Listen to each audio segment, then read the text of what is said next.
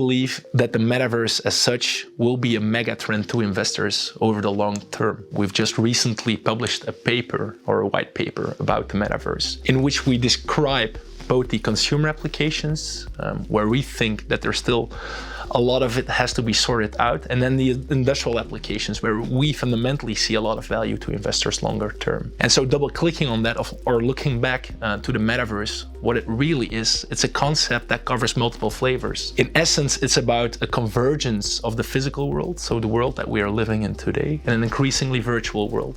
And more simply, it's about creating digital copies. And these copies could be of single objects, could be of entire environments, or experiences altogether.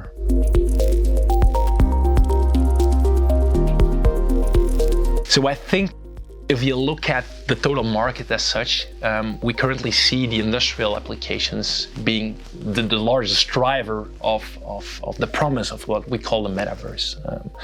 I think just imagine how, and again driven by this constant or consistent increase in power of compute, what we could do with virtualization in industrial applications, in educational applications, and even medical applications.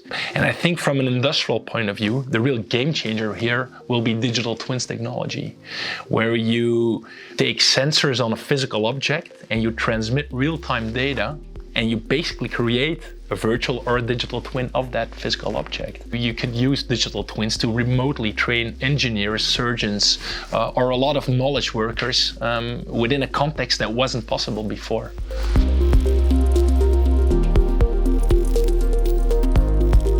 One area where we see a lot of progress in terms of digital twins is how automotive manufacturers used digital twin technology to replicate their manufacturing facilities, which often cost in the billions of dollars. And the way how they can virtualize their manufacturing setting kind of, let's say, can increase at the end of the line, can increase their time to market, because they can run multiple real-time scenarios from a virtual setting.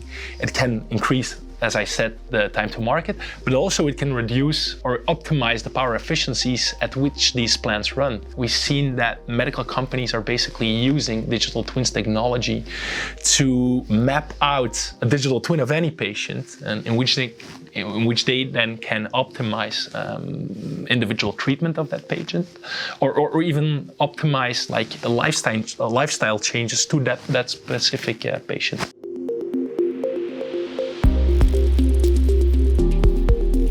Well, let me first start with the industrial side, where we see the most promise.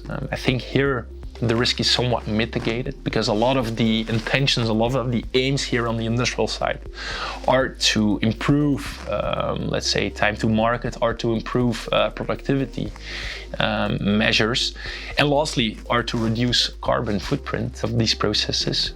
We think over time that digital twins technology could really be a game changer in reducing the overall industrial ecological footprint.